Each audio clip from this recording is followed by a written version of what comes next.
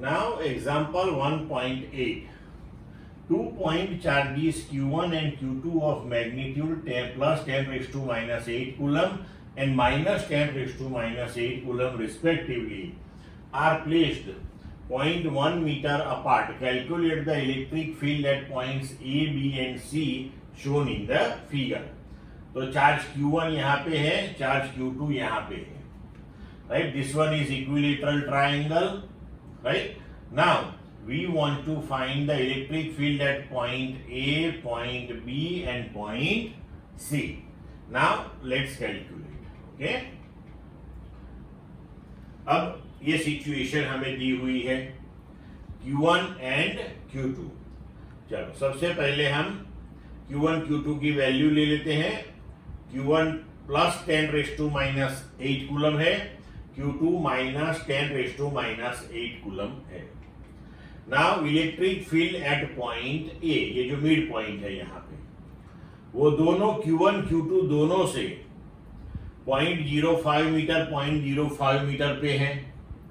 Now field at A due to Q1, तो electric field that is k q upon r square. As per that k Q1 square upon R1 A, 1 to A का distance R1 A square. Value substitute कर दो सब and answer हो जाएगा 3.6 into 10 raise to 4 newton per coulomb. अब ये positive charge है, so at this point the electric field of positive charge that is in outward direction, so that is on the right side of A. Clear? इसकी direction होगी right side of A. अब field at A due to charge Q2, तो magnitude of charge same है, distance भी same है, तो magnitude wise electric field of Q2 के Q2 upon R2 A square same आएगा 3.6 इंटू 10 रेज टू 4. अब Q2 negative charge है, तो उसका फील्ड टुवर्ड्स द चार्ज, मतलब कि वो भी राइट साइड ऑफ A आएगा. इसका मतलब कि resultant electric field at A, तो ये दोनों फील्ड सेम डायरेक्शन में है, तो हमें इसका समीशन करना पड़ेगा. So electric field at A, that is electric field at A due to charge Q1, electric field at A due to charge Q2, दोनों का समीशन किया, that will come to 7.2 into 10 raised to 4 newton per coulomb. और दोनों एक ही right side में है, तो resultant that will be right side of A. Clear बच्चों? अब आगे बढ़ते हैं. चलो वही फिगर अपनी. अब electric field at point B लेते हैं, ये बी पॉइंट पे, तो पहले due to Q1 and then after due to Q2. So electric field at B due to charge Q1. Q1 positive charge है, तो आउटवर्ड होगा. नाउ से E1B दैट इज के Q1 upon R1 B square, तो Q1 से B का distance 0.05 metre है, right? तो वैल्यू सब सब्स्टिट्यूट कर दो. Again answer will be 3.6 into 10 raise to 4 newton per coulomb. But outward direction में होगा, तो इसकी डायरेक्शन होगी left side of B.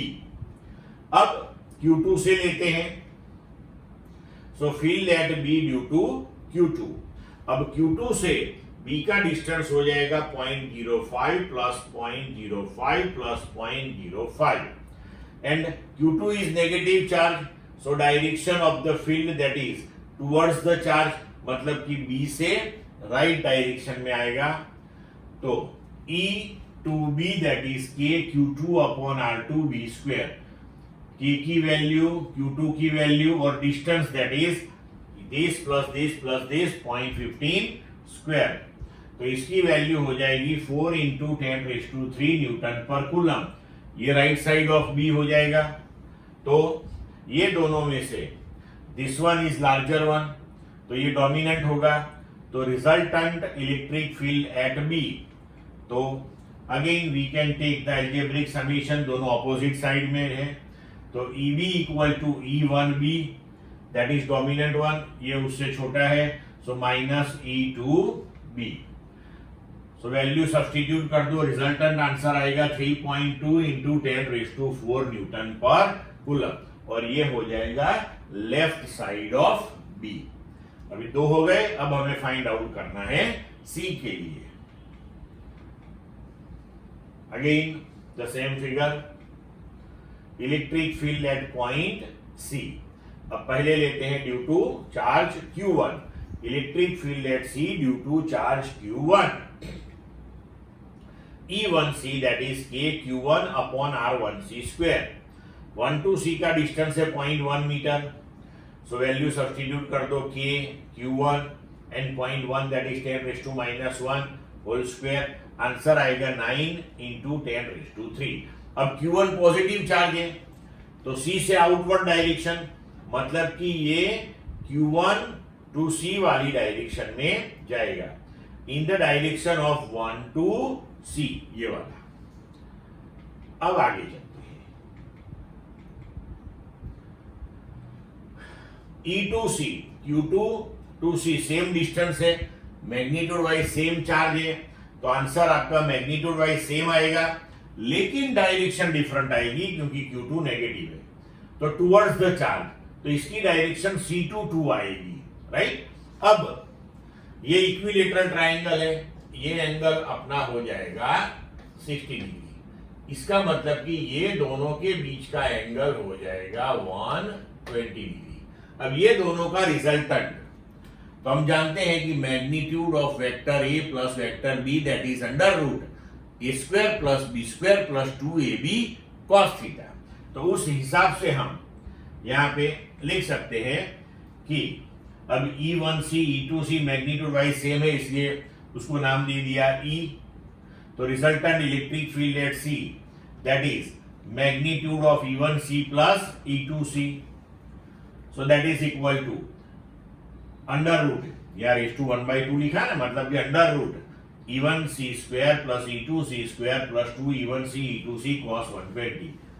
E1C E2C same है, उसको E नाम दे दिया, तो E square plus 2 E square into cos 120 that is minus 1/2 whole raise to 1/2। तो इसका आंसर हो जाएगा E इटसेल्फ, तो ये हो जाएगा 9 इंटू 10⁻³ न्यूटन पर कूलम। और E1C E2C सेम मैग्नीट्यूड वाले हैं, तो इसका रिजल्टेंट ये दोनों के बीच में आएगा, मतलब कि EC that will be on the right side of C। Clear बच्चों सब?